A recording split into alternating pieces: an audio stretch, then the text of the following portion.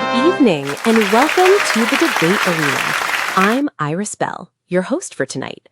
Our motion is Odysseus a hero? Two teams of 4 debaters will clash across 4 rounds. Opening statements, 10 minutes of free debate, questions from our 100 audience members, and closing statements. The audience votes all night long, and the side that converts the most minds takes the crown. But first, our coaches settle who picks sides, the old-fashioned way. Rock, paper, scissors.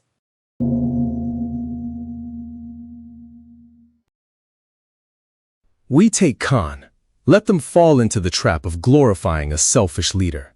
We'll sit back, let them overextend on hubris, then execute a late-round slaughter on his body count and disastrous decision-making. Sides are set.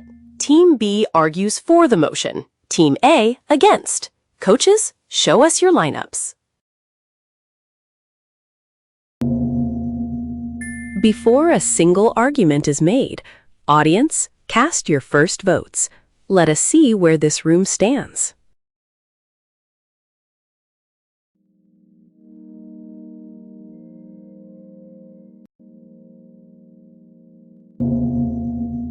Round 1. Opening statements. Pro trails in the early vote, so they open the night. First speaker, 2 minutes 30. The floor is yours.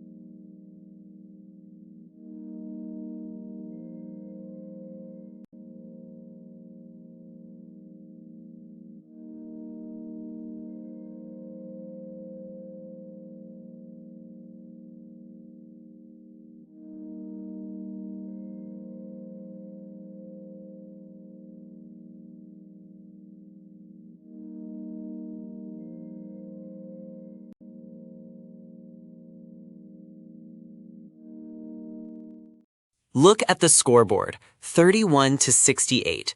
The other side thinks they've trapped us in romanticized fairy tale morality. They want heroism to be a suicide pact, Achilles charging headfirst into spears for personal glory, pure, spotless, and completely dead. We don't buy it. Neither should you. Seize the definition right now. Heroism isn't pristine idealism. Heroism is survival. It's grit. It's winning when the deck is stacked against you.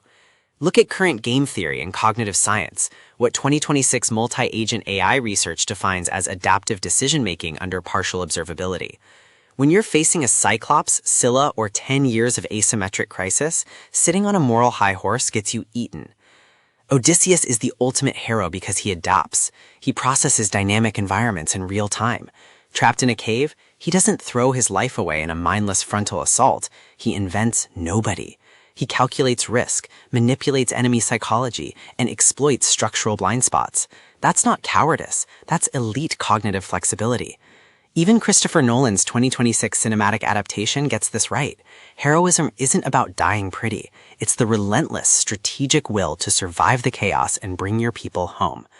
The other side is going to whine about his lies. They'll judge his disguises and the bloody restoration of Ithaca. But what's the actual metric of leadership? Is it clinging to romantic ethics while your home is pillaged? Or is it protecting your nation, restoring order, and defeating existential threats? He strings the bow. He solves the system. He wins. We're trailing by 37 points right now. I don't lose sleep to bad arguments, and I don't hand over rounds to lazy definitions. Heroism isn't about looking noble in a grave. It's about outsmarting the darkness and standing alive when the storm clears. Odysseus did it. He's the ultimate hero. Vote pro. And now the con side answers. First speaker, 2 minutes 30 on the clock.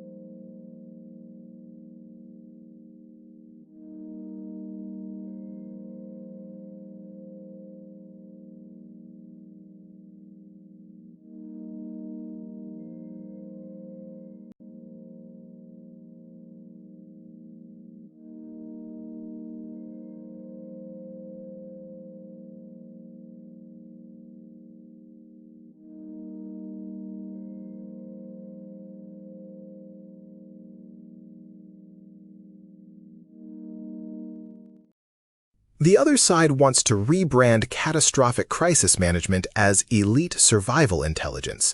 But in modern international relations and strategic command, surviving a disaster you personally engineered isn't adaptive leadership, it's a liability. First, look at the baseline metric of military and institutional command. Under the international legal doctrine of command responsibility, a leader's fundamental duty isn't merely personal self-preservation, it's the duty of care to preserve and protect their unit. Odysseus left Troy commanding 12 warships and over 600 men. He returned to Ithaca completely alone on a borrowed raft. In any formal operational assessment, a 0% troop retention rate isn't a heroic triumph, it's a total systemic command failure. Second, trace the actual chain of causation behind those deaths. His men didn't perish because of unpredictable dynamic environments. They perished because of his tactical ego. He delayed his crew in the Cyclops' cave against their explicit, frantic pleas just to satisfy his own curiosity, and then taunted the monster by screaming his real identity across the water. That single act of vanity invited Poseidon's wrath down on his entire fleet. Later, he concealed Scylla's threat, steering his crew into a fatal trap without their consent. Under standard frameworks of dereliction of duty, that isn't elite cognitive flexibility, that's criminal negligence. Third, examine the incentive structure the other side is asking this room to endorse. If a commander can sacrifice every single human life entrusted to him, hide vital intelligence from his own crew, crawl ashore as the sole survivor, and still get crowned a hero, we strip the word of all functional meaning. Real strategic leadership requires accountability to the people relying on you. Odysseus didn't save his team. He managed the tragic wreckage of his own hubris. We don't give medals to commanders for destroy their own personnel just to write a survival story. Vote con. Now for the heart of the night. Free debate. 10 minutes on the clock. Sides alternate, and any debater may raise a hand to claim the floor. Whoever holds the floor when time expires may finish their thought. Debaters, ready?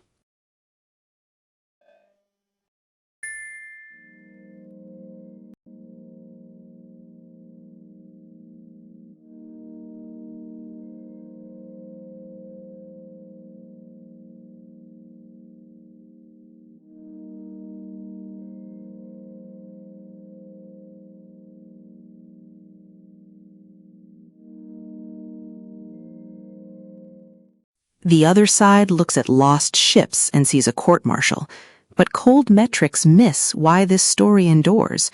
Look at how we teach resilience today. A 2025 educational study proved that adaptive growth never comes from spotless perfection. It comes from recovering when everything shatters. Odysseus isn't a hero because he was flawless. He's a hero because he endured the unimaginable, fought his way home, and proved to 3,000 years of human civilization that you can rebuild from total ruin. Are we really telling our children that stumbling means you can't save what matters? He survived, he restored Ithaca, and he is a hero.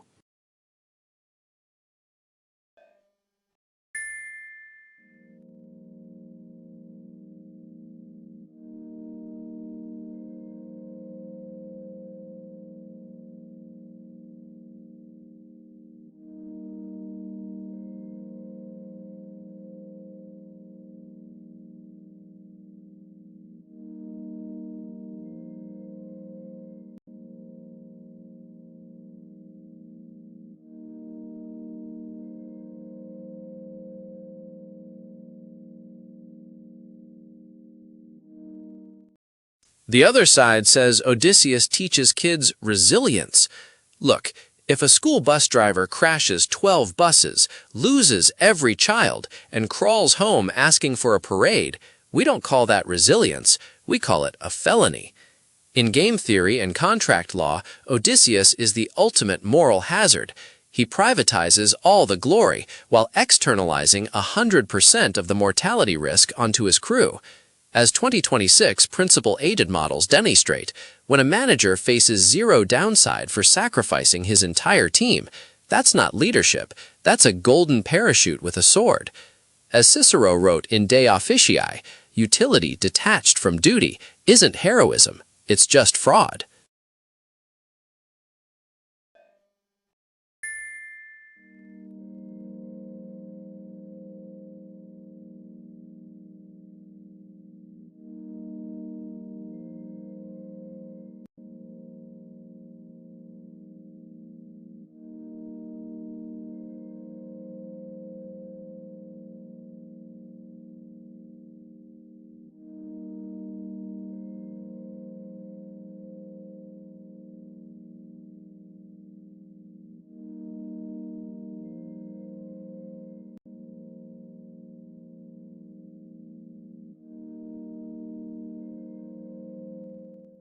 A school bus driver operates on paved roads with predictable rules. Odysseus was thrown into an unmapped, non-linear black swan environment. Comparing corporate contract law to multi-year systemic catastrophe completely misreads scale. Look at evolutionary biology and 2026 complex systems research on non-equilibrium survival. When a mass extinction cascade hits, rigid linear structures collapse. Odysseus isn't a reckless manager, he's an anti-fragile system. He absorbs maximum environmental shock, adapts in real time, and protects the single core seed needed to reconstruct Ithaca's civilization from total ruin. If he dies, the entire nation goes extinct. He kept the flame alive. That's evolutionary heroism. Vote pro.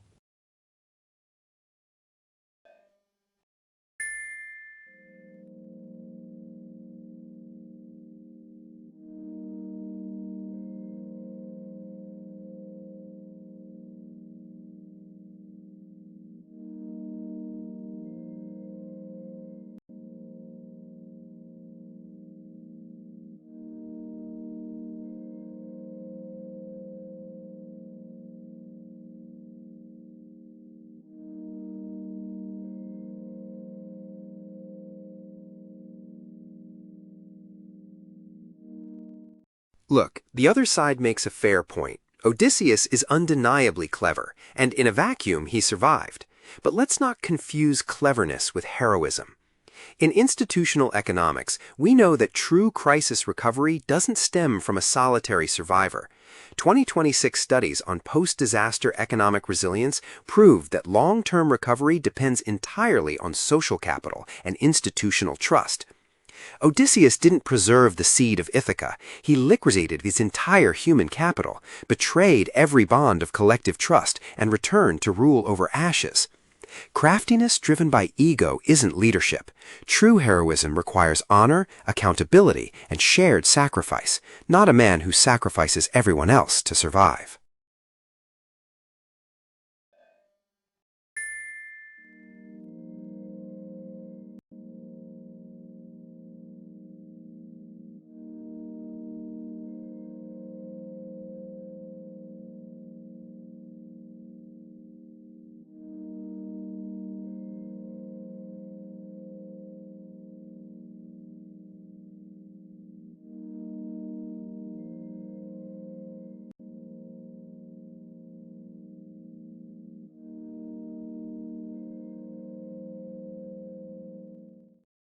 The other side treats Ithaca like a corporate team-building retreat. They're whining about social capital. Look, Odysseus didn't return to a town hall.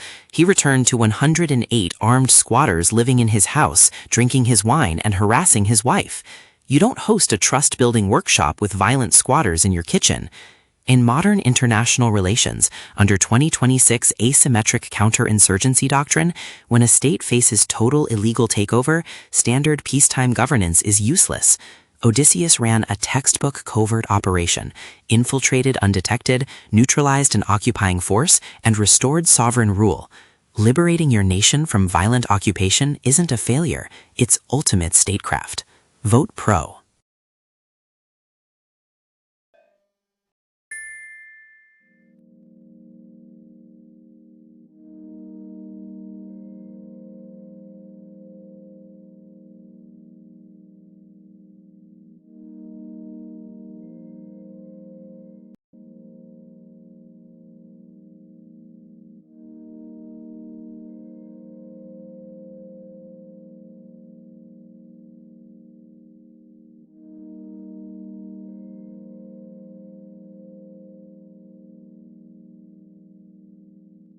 The other side calls the slaughter in Ithaca a covert operation. But in modern public policy and transitional justice, extrajudicial massacres aren't statecraft. When Odysseus purged those 108 men, what actually happened next? The families of Ithaca took up arms. His bloody purge didn't bring stability. It sparked an immediate civil war so violent that it required divine intervention from Athena to stop the state from burning itself down. Since when does triggering a domestic rebellion you cannot control count as elite governance? If your security policy requires a divine bailout to keep your own people from executing you, you didn't save the state. You broke it.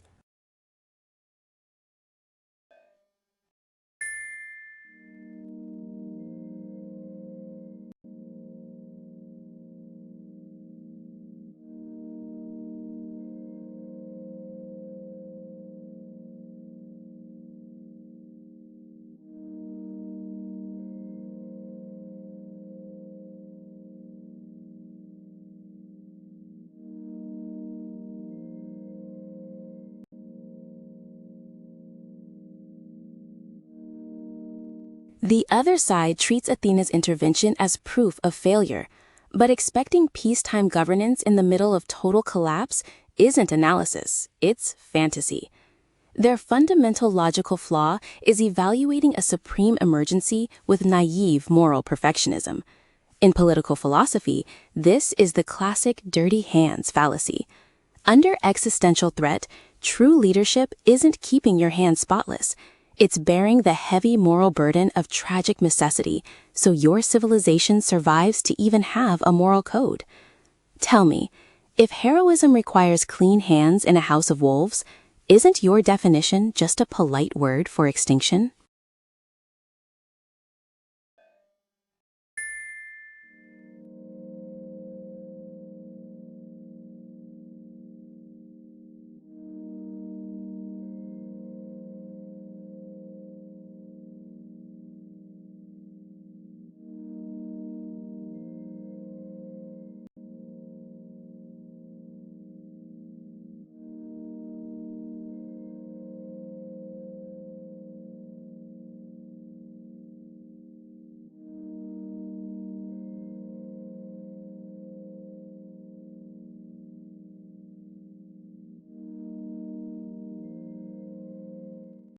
The other side cites political philosophy's dirty hands doctrine to excuse total organizational collapse.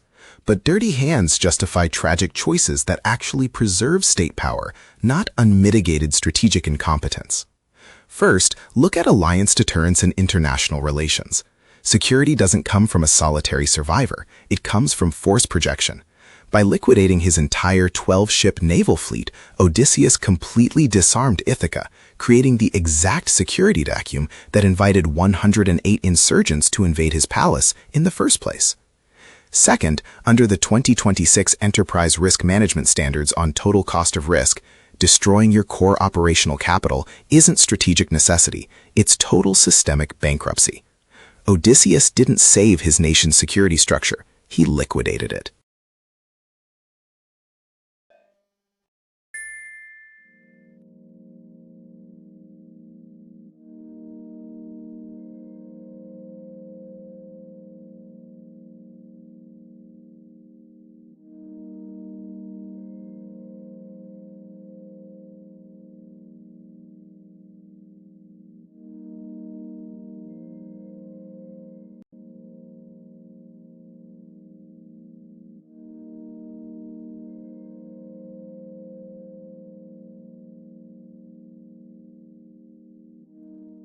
The other side keeps calling fleet loss systemic bankruptcy. That's legacy thinking.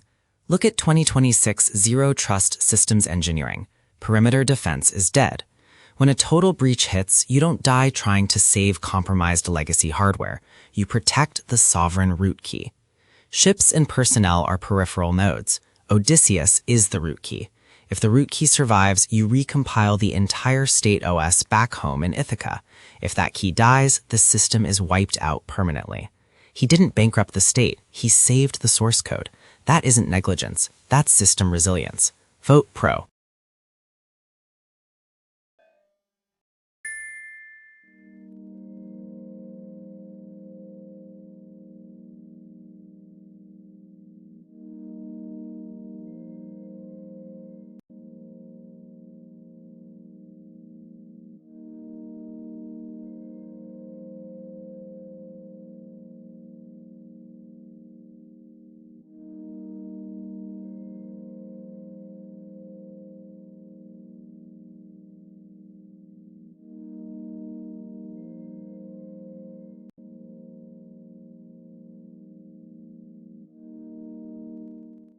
Look, the other side makes a clever technical point. If a nation is just software, saving the sovereign root key sounds logical.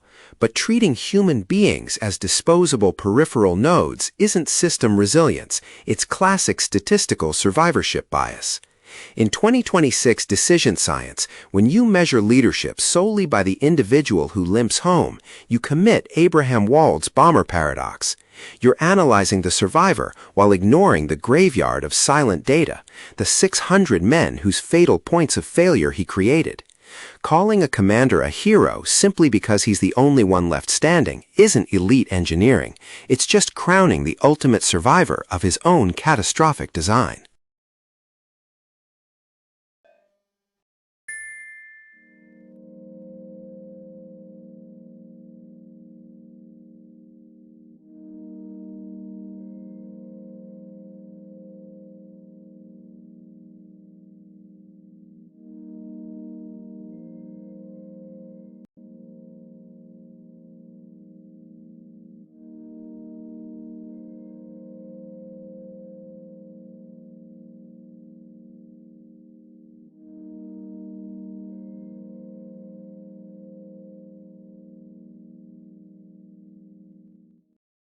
The other side calls this survivorship bias, as if Odysseus was just a lucky guy who fell out of a plane crash and asked for a medal. Look at international relations through NATO's 2026 Cognitive Warfare Framework. Small nations don't deter massive empires with raw troop headcount. They deter them through terrifying psychological reputation. When a ruler single-handedly blinds a cyclops, outwits a sea god, and crawls out of Hades alive, he creates the ultimate deterrent. Every foreign empire looks at Ithaca and says, "Do not mess with that man. He cannot be destroyed." Odysseus forged an invincible strategic shield out of pure legend. That's not a statistical flaw, that's supreme geopolitical threat projection. Vote pro.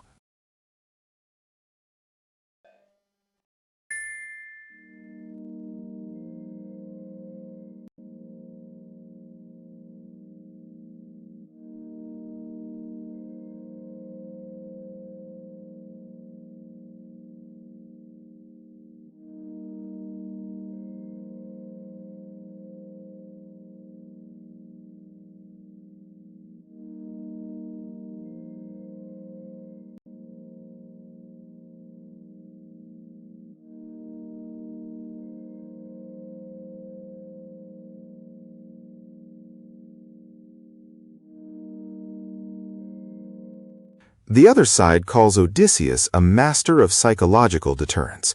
But who was actually deterred?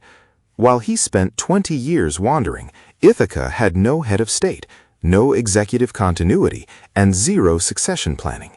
In public governance, abandoning a sovereign nation for 2 decades isn't strategic deterrence, it's an intergenerational liability. It forces an entire generation of citizens to absorb the systemic costs of a power vacuum while their institutions rot. If a leader abandons his post for 20 years and leaves his people to foot the bill, why are we calling that heroism? What is that, if not complete administrative desertion?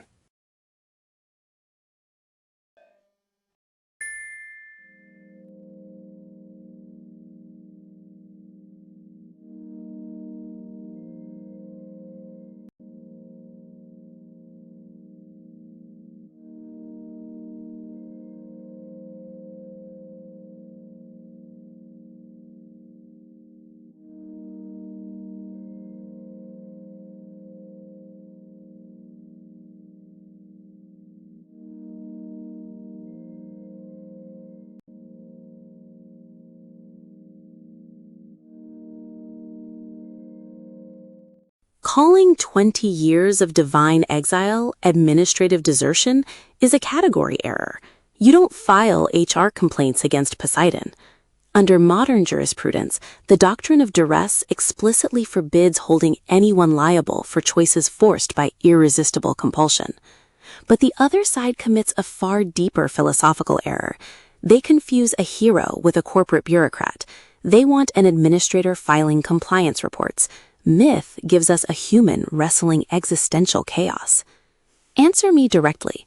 If heroism requires peacetime compliance inside a 10-year storm, does your definition fit a single real human being or just an empty policy manual?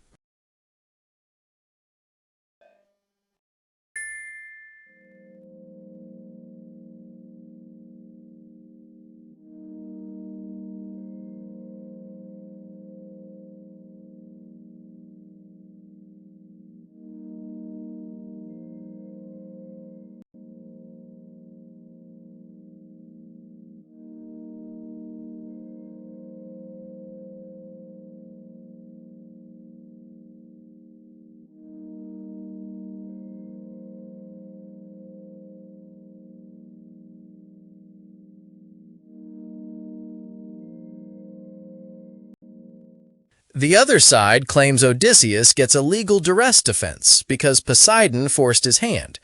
But under Model Penal Code Section 2.09, duress is completely void if you recklessly created the danger yourself, which he did the second he screamed his full legal name and home address at a Cyclops. In clinical psychology, when someone repeatedly manufactures extreme hazards, like making unnecessary pit stops at Circe's house just to flex, we don't call that heroism.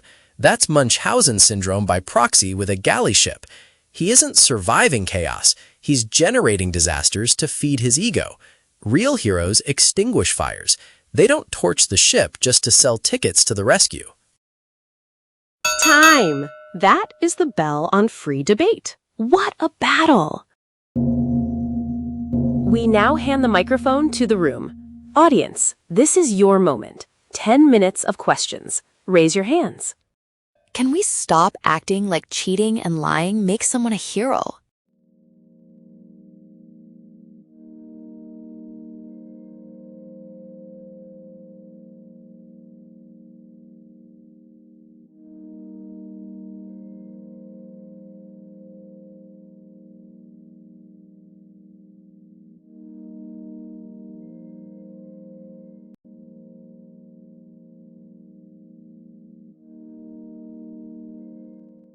Look, the other side thinks yelling your name at a Cyclops is a psychological disorder.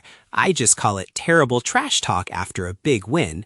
But to our friend in the front row, you're a fitness coach. You know better than anyone that when a featherweight steps into the ring against a 600-pound giant, he doesn't win by standing in the center and asking for an honorable sparring session. He wins with feints, pump fakes, and misdirection. In 2026 sports analytics and competitive movement science, strategic deception isn't called cheating, it's cognitive agility. If Odysseus plays by country club tennis rules against a giant who literally eats human beings for breakfast, he doesn't get a sportsmanship trophy, he gets digested. Lying to a monster isn't a moral flaw, it's a trick play against a stacked defense. When the universe rigs the playing field against you, absolute honesty is just a fast track to extinction. Odysseus used deception as a force multiplier because he was outmatched in every physical metric. We shouldn't demand that an underdog run headfirst into a brick wall just to keep our moral scorecard clean. Vote pro. How do you scale any complex civilization without asymmetric risk allocation? You don't scale a civilization by dumping all the risk onto the people at the bottom. You scale it through symmetric accountability. The other side claims Odysseus had to offload every casualty just to save the state's source code. But look at actual public policy and institutional history. Every durable civilization, from the Code of Hammurabi to modern public risk governance, scaled precisely by outlawing asymmetric risk dumping. When ancient builders constructed public infrastructure, civil law imposed strict reciprocal liability. Why? Because when leaders face no structural downside for catastrophic design, systems collapse. Odysseus built a governance model where he takes zero accountability, while 600 men pay with their lives. That isn't scaling a civilization, that is predatory risk offloading. Real state building requires reciprocal obligation, where the sovereign carries the weight of the social contract alongside his people. If a leader's system requires everyone else to bear total systemic risk while he claims total sovereign authority, answer me directly. What did he actually build for Ithaca? A functioning state? Or just a shield for himself? How does scaring foreign empires bring back the men he got killed? Look, to our nurse in row 3, you're totally right. Scaring foreign empires doesn't resurrect dead sailors. Nothing brings back the dead, unless you're in a Greek myth. And trust me, that trip to Hades gets real awkward real fast. But as a nurse, you know what actually happens when a mass casualty crisis hits in an emergency room. Under modern 2026 disaster triage protocols, like the WHO's SALT algorithm, standard individual care goes out the window. You switch to population survival ethics. When Scylla is eating 6 crewmen and Charybdis is swallowing the ocean, Odysseus isn't running a boutique day spa. He's doing black tag trauma triage in a hurricane. If a surgeon gets hit with an absolute worst-case mass casualty event, loses 9 patients, but keeps the one survivor alive to save the whole town, you don't strip their license. You thank God somebody had the stomach to stand in the blood and make the call. The other side wants a hero who delivers 0 casualties inside an apocalypse. That isn't leadership. That's a delusional Yelp review. Odysseus did the brutal job of triage, so Ithaca lived. Vote pro. How do you run disruptive beta tests without accepting inevitable beta tester churn? The other side treats losing 600 men like ER trauma triage. But in medicine, the doctor doesn't drive the ambulance straight into the monster's mouth just to test his own reflexes. To answer our parent in row 4, you don't run disruptive beta tests on human beings, and you never call dead people churn.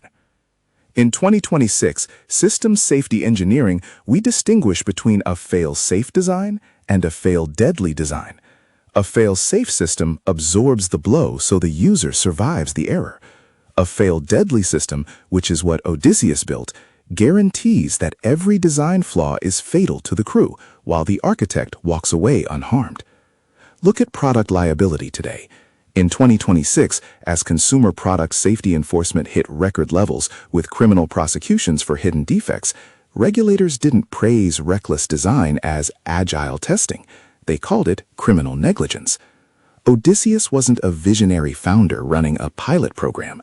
He was an architect who offloaded every single hazard onto his team so he could collect the sovereign payout alone. If a system only succeeds when every user perishes, tell me, is that a disruptive breakthrough or just a lethal design? How do you justify sacrificing the crew for a single root key? Look, to our startup founder over there, first off, 5 to 95, I'm going to lose sleep for a month over this scoreboard. You're asking how you justify sacrificing crew to save the enterprise. Let's look at Admiralty law, the oldest continuous legal framework on Earth. For 3,000 years, under maritime law and the York-Antwerp rules, we've relied on a doctrine called general average. When a ship faces catastrophic peril, the captain is legally authorized and required to intentionally sacrifice cargo or vessel assets to preserve the overall venture. That's not modern corporate ruthlessness. It's the foundational law of high seas survival. Every sailor who steps onto a ship enters a shared risk contract. They know that when a sea monster or a whirlpool hits, partial loss to preserve the core hull isn't murder. It's the only legal mechanism that prevents total 100% annihilation. Odysseus didn't throw men away to protect his ego. He executed general average under catastrophic, non-negotiable conditions. If he didn't make those brutal sacrifices, everyone died. Ithaca stayed occupied and the mission failed. He preserved the ultimate venture. Vote pro. How do you clear new land without anyone ever getting hurt on the felling crew?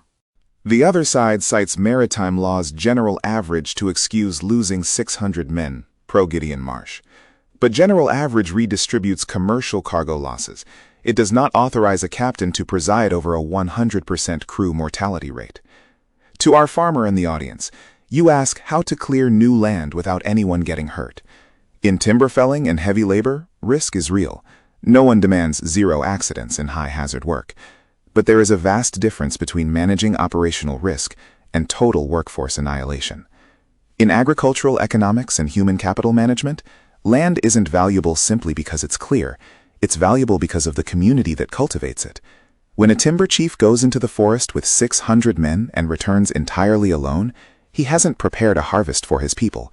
He has wiped out the entire productive labor force of the territory for a generation. Without human capital, Cleared soil grows nothing. Odysseus didn't prepare Ithaca to thrive. He stripped the nation of the very workforce required to sustain its domestic economy. If a foreman returns from the forest with 600 dead workers and claims he saved the farm, answer me directly. Who is left to work the fields? Can you provide actual, measurable outcomes rather than speculative geopolitical analogies? Look, 6 to 94, I'm having a full-blown panic attack right here. If we lose this round, I'm not sleeping until 2028. The other side claims Odysseus wiped out Ithaca's entire workforce and left a dead wasteland. But if he ruined the country, why didn't the island just collapse into a forgotten pile of rocks? You asked for actual, measurable outcomes? Let's talk archaeology. The Greek Ministry of Culture recently confirmed at the Agios Athanasios site on Ithaca that Odysseus's return established a sacred sanctuary, complete with stamped tiles, monumental cisterns, and artifacts that drove continuous economic pilgrimage and civic worship for over 1,000 years. In material archaeology, that is a massive, measurable metric. Failed leaders don't generate a 1,000-year economic and cultural engine that attracts trade across the entire Mediterranean. If you judge a leader by quarterly HR performance reviews, sure, his 10-year voyage looks like a nightmare. But when your leadership builds a state identity so durable that people are still nining its cultural dividends 3 millennia later, you didn't bankrupt the enterprise, you immortalized it. Vote pro. How do you separate the inevitable casualties of war from the commander's direct tactical failures? The other side cites archaeological sites on Ithaca to claim a lasting legacy, pro-Gideon Marsh. But a 1,000-year-old shrine doesn't erase 600 preventable deaths. To answer our doctor in the room, in military trauma registries and clinical root cause analysis, you separate inevitable combat casualties from command failure by measuring preventability. An inevitable casualty happens when a unit encounters an unavoidable threat despite sound operational protocol. A direct tactical failure happens when a commander creates unforced self-inflicted hazards, revealing your home address to an enemy, making avoidable detours into hostile territory, or abandoning basic force protection. Under any modern epidemiological audit, Odysseus didn't lose his crew to the unpredictable friction of war. He lost them because he consistently prioritized his own curiosity and ego over the lives of his men. When every single loss under your command is driven by preventable, self-manufactured errors, at what point do we stop calling it the fog of war and start calling it gross tactical failure? Time! That closes our audience Q&A. The final round, closing statements, in reverse order of the openings. Khan's closer goes first. 2 minutes 30. Make it count.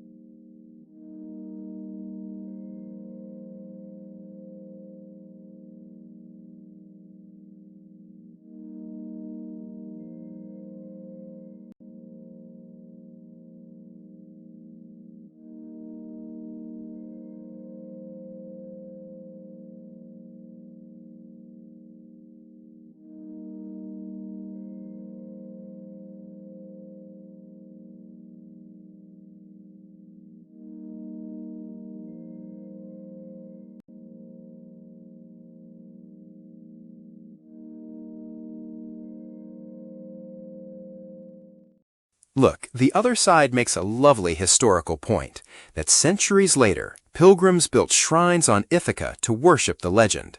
But an ancient monument built by people who never had to bleed under his command isn't proof of noble leadership. It's just successful post hoc branding. They've spent all night painting Odysseus as brilliant, adaptable, and extraordinarily crafty. And you know what? I'm happy to concede that. He was brilliant. He was endlessly inventive. But if you open up 2026 behavioral game theory and contract ethics, the fundamental distinction between a hero and a self-serving actor has never been cleverness. It's credible commitment. In cooperative game design, durable institutions exist because leaders bind themselves to non-defection. A true leader accepts personal downside so the social contract holds. What the other side celebrates as cognitive agility is in game theory just continuous unilateral defection. At every single junction, Odysseus renegotiates the contract in secret. He hides Circe's warning from his men, conceals Scylla's price, accepts the guaranteed payoff for his personal survival, and lets 600 loyal sailors absorb the fatal downside of a gamble they were never allowed to evaluate.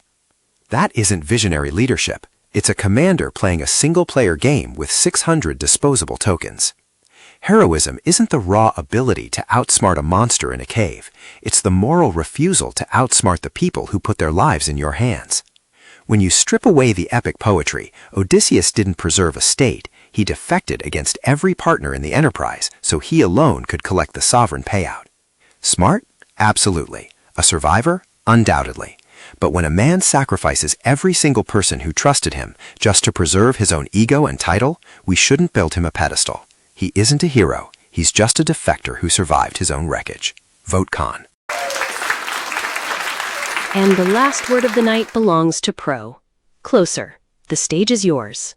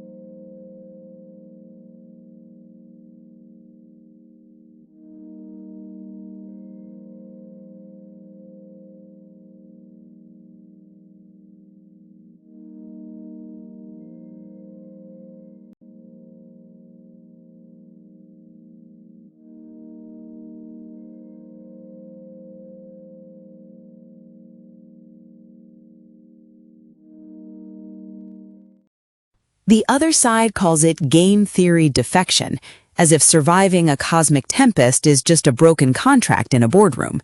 But when an absolute hurricane is tearing your world apart, clawing your way home isn't defection. It's the only reason anyone remembered those men's names at all. Look at that scoreboard. 3-97. They think this room is locked up, but I'm an educator, and I see 3% as a spark waiting to ignite this whole stage. The other side spent all night demanding a sterile hero, a corporate ruler who never bleeds, never loses a soul, and never makes a tragic call. But look at 2026 cognitive pedagogy. When we study how real human beings actually build grit, from university pedagogy of failure research to everyday classrooms, we know you don't teach children resilience through impossible fairy tales of flawless victory. You teach them through the brutal, messy reality of endurance. Why has our species passed down the Odyssey for 3,000 years? Is it to teach our kids how to fill out policy manuals? No, it is because Odysseus is humanity's ultimate masterclass in persistence. He is what happens when you strip away the armor, strip away the armies, strip away every single safety net, and ask one fundamental question. When the universe strips you bare, can the human mind still find a way home? If heroism requires 0 losses inside an apocalypse, then heroism is a lie. It's an empty paperweight that shatters the second real life hits. But if heroism is a broken, exhausted human being who gets slammed into the rocks 1,000 times and still refuses to die, who crawls out of Hades because he promised his people he'd return, then Odysseus isn't just a hero. He is the blueprint of human hope. Don't vote for a fairy tale. Vote for grit, vote for survival, and turn this room around. Vote Pro. The votes are in.